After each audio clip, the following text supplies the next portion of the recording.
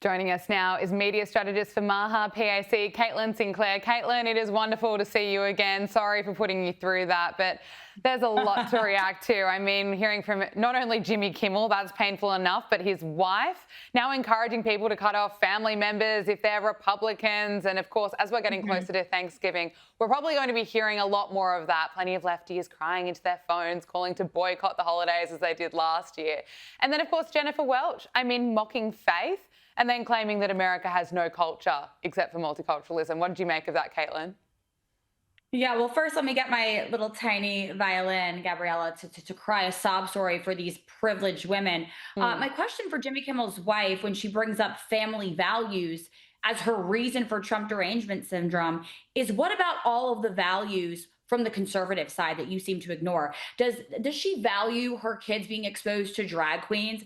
Does she feel okay with women being forced to compete against men in sports? Does she not value female privacy, Gabriella? So she's okay with females, children, and women being exposed to grown men in locker rooms? I think I need to better understand what her family values are, so-called family values, because if you continue, these women continue, also with Jennifer Welch, to value politics over your family, then I actually think you're doing the whole family values thing wrong. And these women seem to want to attack any values or morals on the conservative side. I'm no therapist, but I don't know, that might be a sign of projection. I know a lot of therapists like to use that word.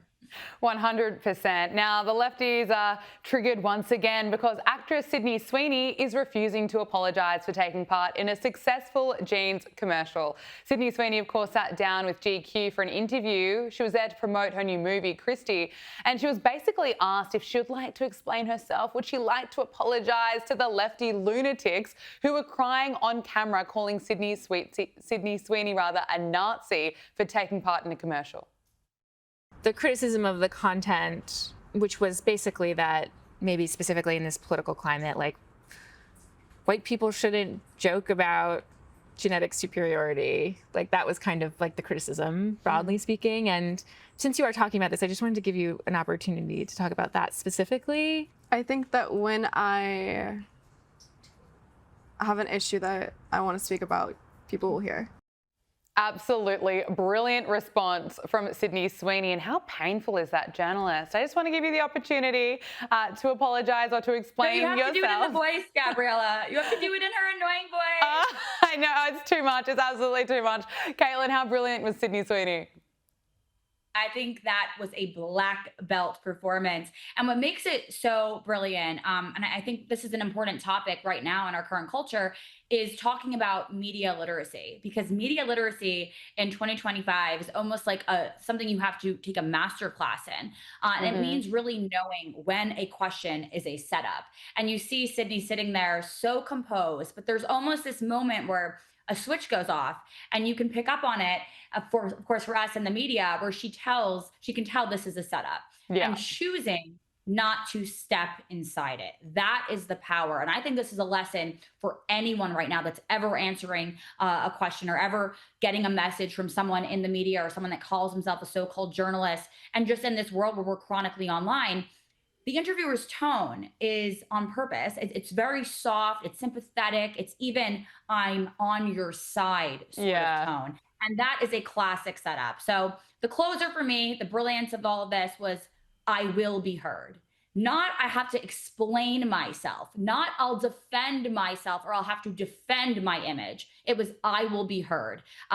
So don't let these people decide your narrative. I think we're going to see a lot more of this, actually, a lot more of these Sydney Sweeney performances, because people are fed up with the so-called journalists and the lamestream leftists trying to always spin the narrative. And I think the skill is answering well, not falling into the trap. So I couldn't agree with you more. Now we have to talk about what's happened in New York City. I mean, last week, New Yorkers elected socialist Zohran Mamdani as mayor of New York City. The rest of the world, and certainly over here in Australia, people are watching this horrified by the results, and plenty of concerns around what's going to happen to New York City. Now in Florida, a mayor over there is telling New York businesses to come to Florida as Mamdani is set to pursue a policy agenda that hinges on raising corporate taxes, hiking up taxes on the rich. Also in Connecticut, according to brokers over there, real estate is booming in parts as New Yorkers are looking looking to snap up homes, many holding fears over a potential economic downturn and city safety. Talk to us, Caitlin, about what you're seeing in New York following Mamdani's win. Well, they're calling this the Mamdani migration, Gabriella. And of course, right, we have a lot of the wealthy class of New York, the affluent people that for some time leading up to this election were logically thinking about their next step. We're logically thinking about, oh, should I go to my second or third home? But that's not the biggest problem here. A bit more concerning for all your viewers following what we're facing here in New York is those that are walking away from deals, businesses that are now backing off on investments and saying no and not investing in property here or not bringing their business here or had deals that were about to go through and they're now walking away. That's the more concerning part than the wealthy people that are going to their second homes right now. So Mr. Mamdani has a big problem on his hands because guess what? Who's about to pay for all of his free stuff?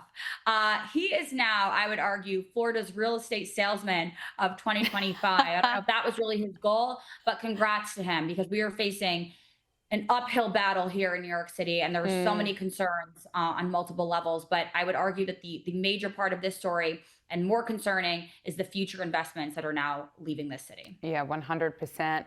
Looking ahead at the midterm elections and the MAHA movement, there are reports that the MAHA movement is going to be key in really boosting support for Republicans. As, of course, there is support with what RFK Jr. is doing when it comes to processed foods, such as removing additives like dyes and excess sugar. Can you talk to us about the MAHA movement and what we're going to see as we inch closer, I should say, towards the midterms? Yeah, I believe it or not, those midterms are right around the corner. And I think right now we're at an interesting intersection where we realize what matters to the left, what matters to conservatives, but what matters to both of us is health. So if anything, as we near closer and closer to midterms, this is the first movement in a long time where we have the potential to kind of depolarize the country. I think making America healthy again in this health movement can actually serve as the bridge to bring people together. And it's Republicans, it's our president, Donald Trump, it's RFK, and it's many Republicans that recognize this. And I think the left tends to focus on being angry and criticizing, but making America healthy again is not a red versus blue issue. At the end of the day, nobody wants a sick America. And in order to make America great again, we have to make America healthy again. So expect to see a lot of emphasis on the major wins coming from the MAHA movement and expect the MAHA movement to actually serve as that bridge, Gabriella. And you're right about the left focusing on being angry. I mean, just listen to Jimmy Kimmel's wife. She'll tell you about it. MAHA PAC media strategist Caitlin Sinclair, thank you so much for joining us. Thanks for having me.